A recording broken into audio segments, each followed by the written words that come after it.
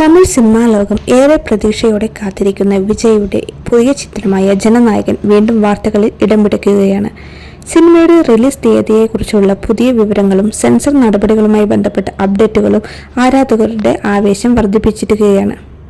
ഏറ്റവും പുതിയ റിപ്പോർട്ടുകൾ പ്രകാരം 2026 ജൂലൈ 24 ജനനായകൻ ലോകമെമ്പാടും റിലീസ് ചെയ്യുമെന്നാണ് സൂചന.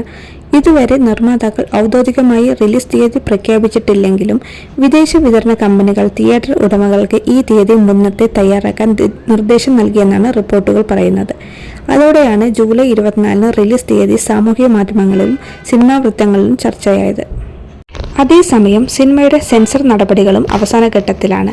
അടുത്തിടെ സാമൂഹ്യ മാധ്യമങ്ങളിൽ ജനനായകൻ സിനിമയുടെ സെൻസർ സർട്ടിഫിക്കറ്റ് എന്ന പേര് ചില ചിത്രങ്ങൾ പ്രചരിച്ചിരുന്നു.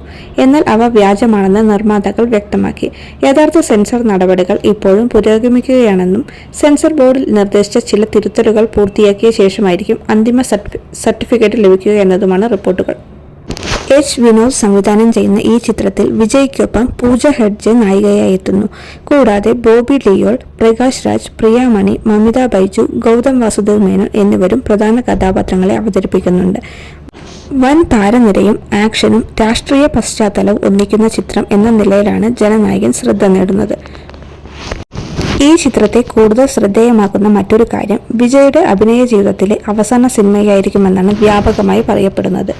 രാഷ്ട്രീയ പ്രവർത്തനങ്ങളിൽ പൂർണ്ണ സമയം ശ്രദ്ധ കേന്ദ്രീകരിക്കുന്നതിനാൽ ഇനി സിനിമകളിൽ അഭിനയിക്കില്ലെന്ന് വിജയ് നേരത്തെ വ്യക്തമാക്കിയിരുന്നു. അതുകൊണ്ടുതന്നെ ജനനായകൻ ഒരു സാധാരണ റിലീസല്ല, വിജയുടെ സിനിമാ യാത്രയ്ക്ക് ഒരു വലിയ സമാപനമായിട്ടാണ് ആരാധകർ കാണുന്നത്.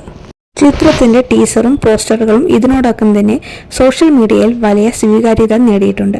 റിലീസ് തീയതി സംബന്ധിച്ച ഔദ്യോഗിക പ്രഖ്യാപനം എപ്പോൾ വരുമെന്ന ആകാംക്ഷയിലാണ് ആരാധകർ.